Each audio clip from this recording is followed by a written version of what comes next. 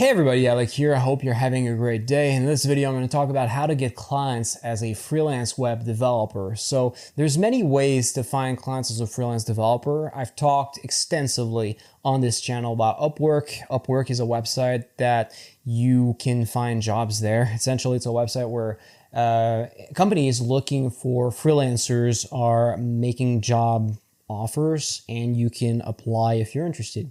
It works a lot like Indeed, and there's also options where you can basically market yourself in a way that clients come to you instead of you having to go to them.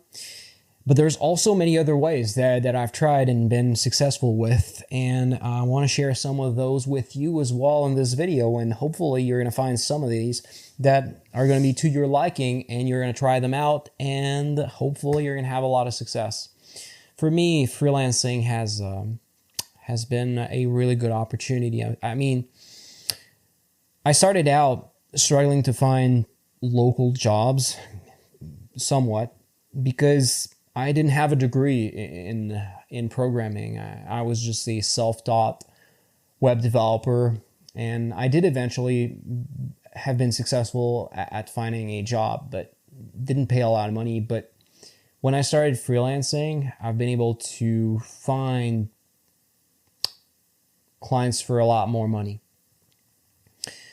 I think for a lot of you, it's going to be a better opportunity than finding jobs in your local market. But I think for a lot of you as well, you need to understand like what you're offering and how much money that is offered for that on Upwork versus how much is offered in your local market.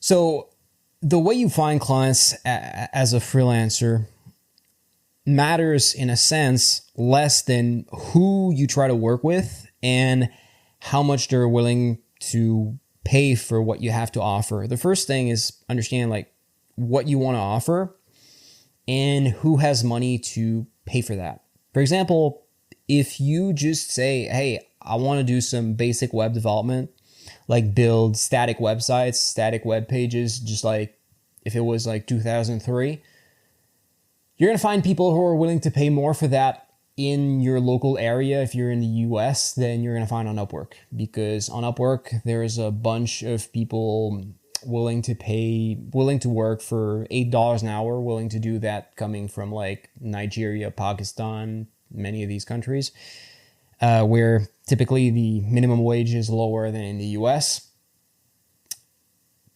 Conversely, you can find ways to sell this exact same thing as a freelancer in your local area using things like mechanical outreach and things like cold calling.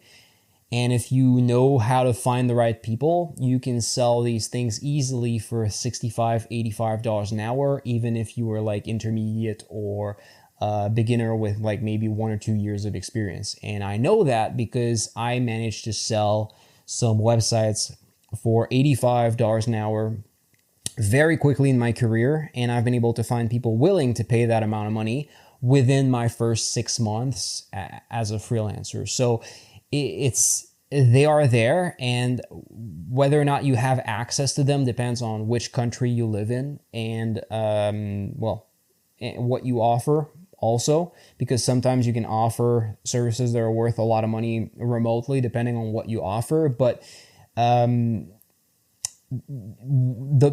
of your choices is going to be like what marketplace that you're going to offer your services in, and your choice of marketplace is going to depend on what you have to offer and how much people are willing to pay for that in different marketplaces and how easy it is to find clients in these marketplaces. For example, if I am a web developer in Canada, in my city, there's so many businesses who have websites that are not selling, that they're not helping them get customers. And these people are not going to trust people online for a lot of them, or they're not tech people, and they just want the website to be fixed fast and easy. So if I just come to them and just send them an email or just call them, a lot of the times they're going to be like, oh yeah, I know my website sucks. And I know, oh God, it's been like 6 months since I've been procrastinating, trying to find an agency or someone to fix that, but I don't have the time. I don't want to take care of it. It's so cool that you're calling me. Yeah, just take the job. Just fix my website, and just calling them or going to see them. Sometimes these jobs are so easy to get because you'd be surprised how much people procrastinate about fixing their websites. While, maybe sometimes on Upwork, it's harder to find these jobs. Like, there's so many ways to find clients, and there's ways of finding clients that are like Upwork, that are very competitive, and that the people who are looking for clients are kind of in the space where looking for freelancers, are in a space where they're shopping around. But there's other customers who would be interested in buying your services, but they're just not ready to shop around. They just don't have time to fix their problem, or they don't really want to look for people right now, but the problem is just something they want fixed. And if you just appear out of nowhere in their lives, they're just going to say yes. And in my local area, for example, there's so few people offering web services, and they're a lot of them are just so busy that they're not even outreaching to businesses around them. They're just waiting for people to come to them because there's just enough jobs for that, or they're busy doing other types of marketing. So how can you find clients or freelance jobs as a freelancer? Well, one of the ways is just to send emails. A lot of you. Well, I'm going to start by saying that emails has been both very unsuccessful and very successful for me, depending on what you write in your emails.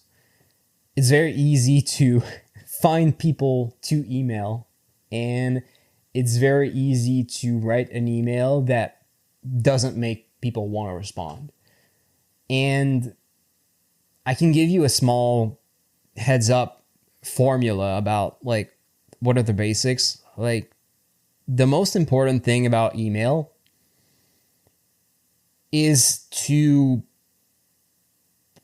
make sure that you don't look like a robot, and that you make sure to communicate to the client that this email is not an email that you could send to anybody else.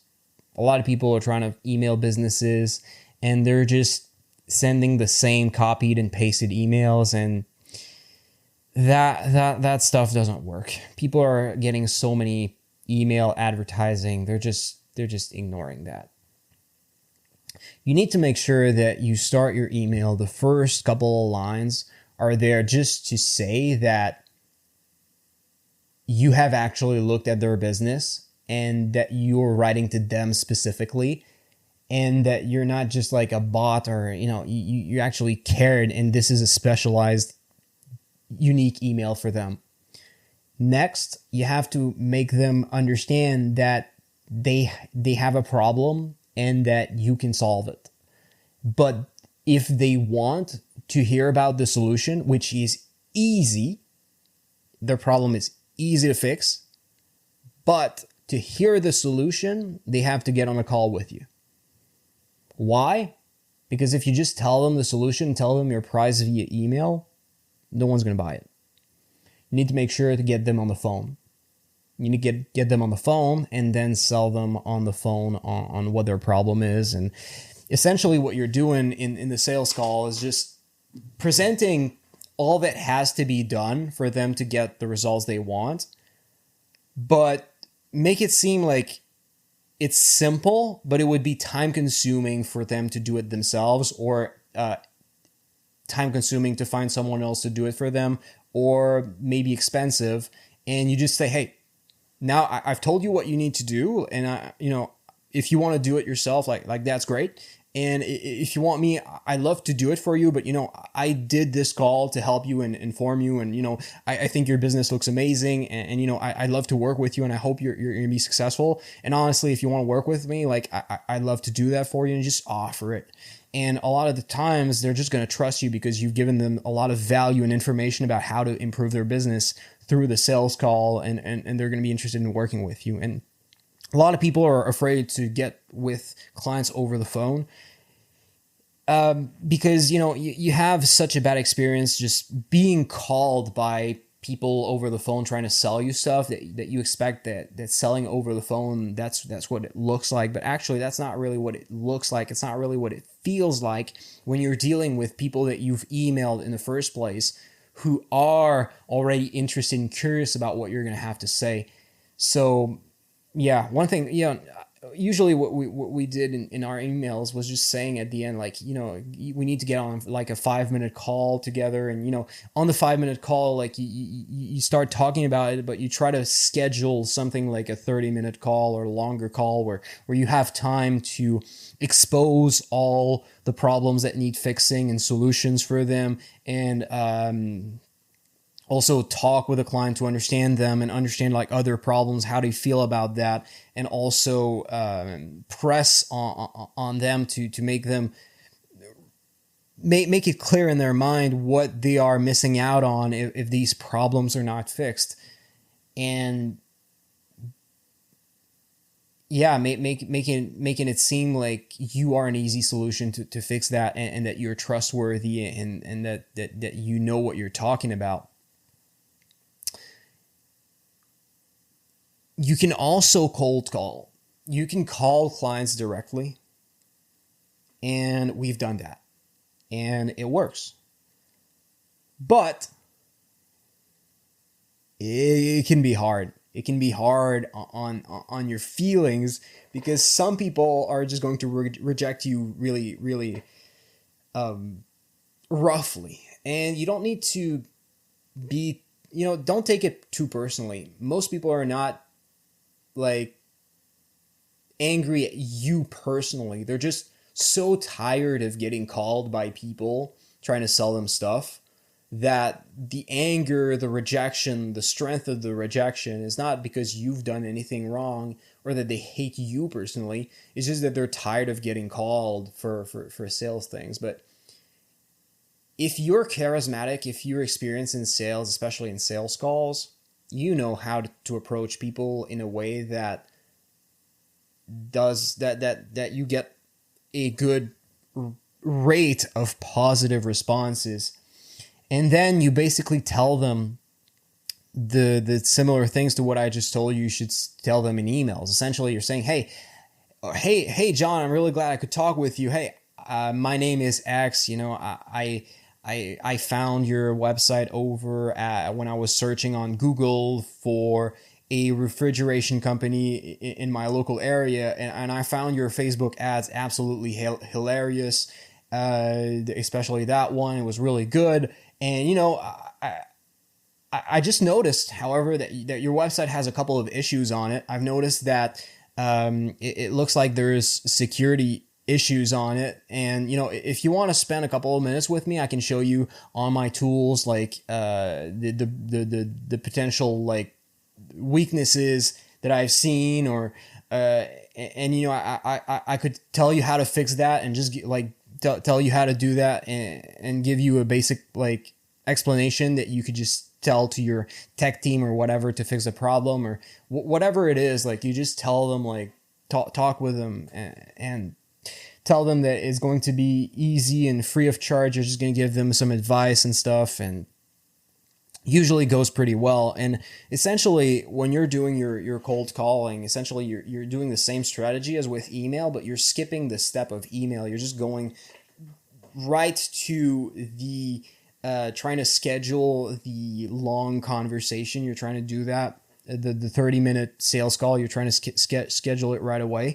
You're not trying to sell right away. You're trying to schedule a meeting where they're going to have the time to listen to you, especially if it's a meeting that you have your screen sharing, so that they can see your screen and they're on the computer and that sort of thing. It's really better for your sales presentation. But yeah, that's one of the things you can do. Personally, I didn't really like it. It's too hard on the emotions. I'd much rather use something like email, where I would get some people already interested in hearing what I had to say, and then going on the phone with them. You get a lot of rejections on email as well, but It's a lot less harsh when it's just a text than when it's people actually being rude to you over the phone, when you're just like smiling and just being nice to them and trying to get, it's different. It's different. It's really different. But one of the things I used to do is a process that I call mechanical outreach, which is basically like email, but you automate a lot of the parts of the process. When I told about how you do your emails earlier, what I said is that you need to start your emails by making it clear in the first couple of lines that you are a real human being and that you're writing to their business specifically, and that this is not a copied and pasted email. And the thing is, the rest of the email can be automated using AI or tools or templates very easily.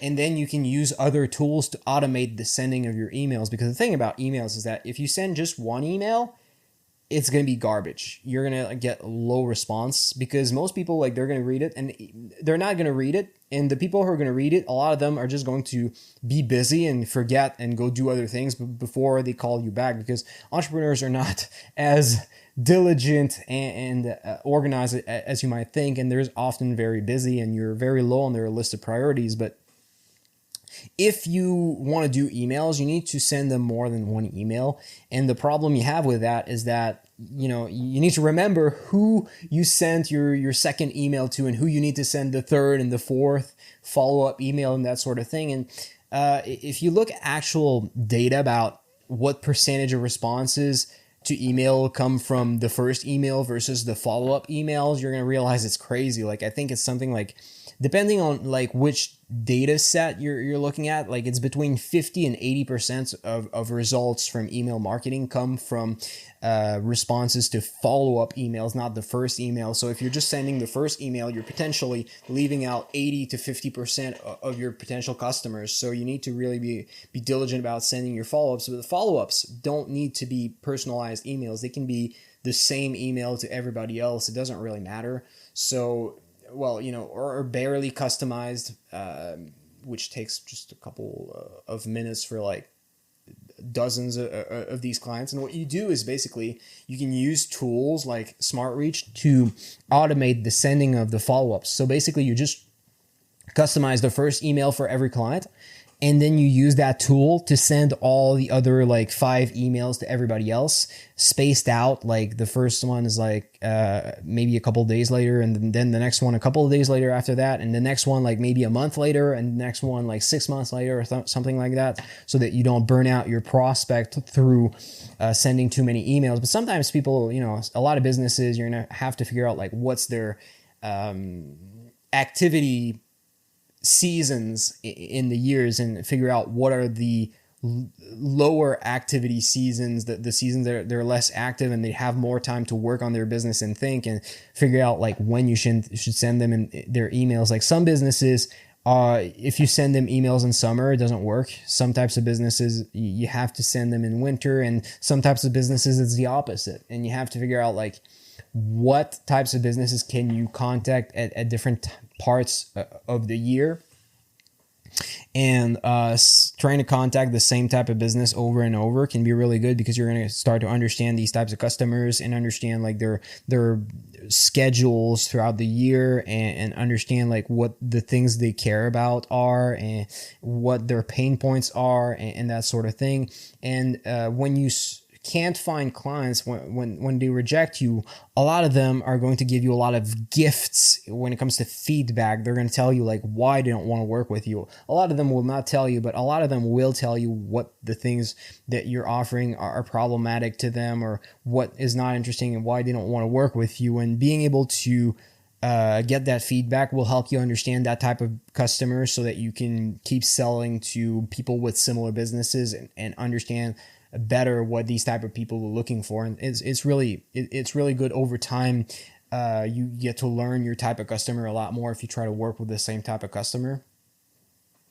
And how you find these businesses, usually all I did was like Google Maps or Google, and you just type like the name of your city and like maybe like construction company and like whatever name of your city, and you're going to find a lot of them. And you just look at their websites, and some of them, their websites look like crap, or some of them, their websites are slow, or whatever other problem that you can notice, this is one of the ways that I did. Or, you know, the text maybe looks bad and it looks like it doesn't sell a lot, or whatever your skill set is, you're going to notice different things, and you can use that to help you figure out which customers are worth contacting and which ones are not. Alternatively, what we did is we just hired people on online job sites like Upwork to find lists of hundreds of businesses that we could contact, and they do that for like $5 an hour, so that we would just pay them that, and we do the selling and then the projects that we sold for like $65, $85 an hour. So for us, it was crazy good profit margins, and crazy good profits to hire these freelancers to do that for us, because, you know, freelancing is not equal. You know, some skill sets are worth a lot less than other skill sets, and even skill sets that are worth a lot in some marketplaces are worth very little in other marketplaces. For example, generic web developers on Upwork, cheap, very cheap, but specialized web developers on Upwork, really easy to find clients and can pay a lot of money, especially at the intermediate and expert levels. Like Upwork for web developers, like, and is a website that's going to be really good for you. Going to give you a lot of opportunities if you're a specialized developer. If you stand out for a certain reason, if you're not just another developer. If you're just another developer, you're going to find there's a lot of other just another developer on that platform. And there's going to be a lot of them willing to work for a lot cheaper than you. But yeah, the other option you have is online websites. One of them that's really cool is Toptal. I'm not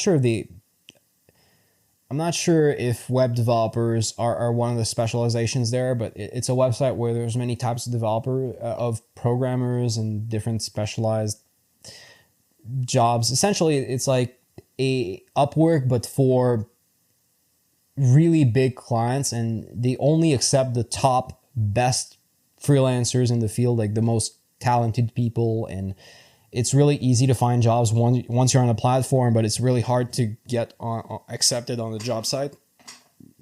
Otherwise, you have Upwork, which is the biggest freelance marketplace in the world, which is basically a website where thousands of companies needing different freelancers for different things are going to go on there, and you can find basically any type of work, and it works very similarly to finding normal jobs. It's very straightforward to use. Basically, you build a profile, which is essentially the same thing as a resume. If you would build a resume in real life, a CV, like curriculum vitae.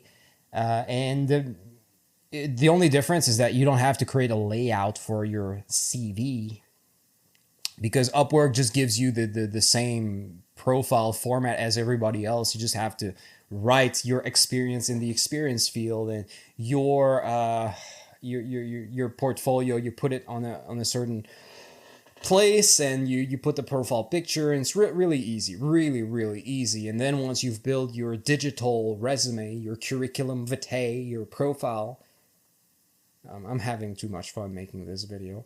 Once you've built that, you just go on the platform, and it basically works like Facebook. You basically scroll to see job offers, like jobs that people are looking for freelancers. And there's a search bar as well, like on YouTube, so you can search for different things to find what jobs are available, and you just look at the ones that look interesting, and you apply to the jobs. You just click on a button, and then you say how much money you want for the job, and say a couple of words to clients to introduce yourself. Really simple. Really easy, and I think that's one of the beauties about Upwork, is how easy, intuitive, and simple it is to use. But, I mean, being the biggest job platform in the world, it also means that there's a lot of competition, and especially at the beginner level. And if you don't stand out as a developer, if you don't have any specialization or anything, even though web development is in high demand right now, you might not find it to your liking if you're living in Canada, the US, or in Europe. You might find that it doesn't pay as much as you'd hope, but if you actually specialize, you can make probably double or similar to what you'd make in your country working full time in a normal job. So, it can be a good opportunity as well. And because of the ease of use compared to like email, mechanical outreach, or cold calling, Upwork is a great opportunity for a lot of people, just not for everybody. And you have other websites. Upwork is not the only place. Like there's other websites such as, I think it's malt.fr for French. Like it's like Upwork, but in France, and there, like the hourly rates in many professions are much higher than on Upwork, because there they charge daily instead of charging hourly, and the market rates are much higher.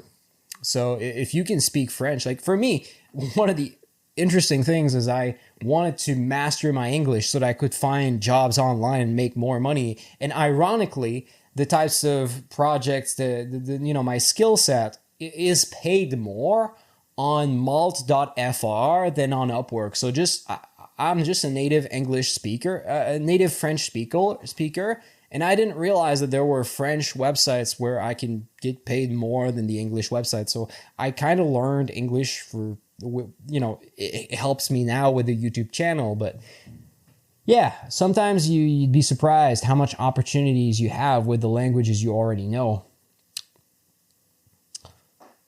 So yeah, those are different ways that you can use to find clients as freelance developers. I hope you found this video valuable. Subscribe if you want more content about how to be a successful freelance web developer. And with that, I'll see you in my next videos. Take care.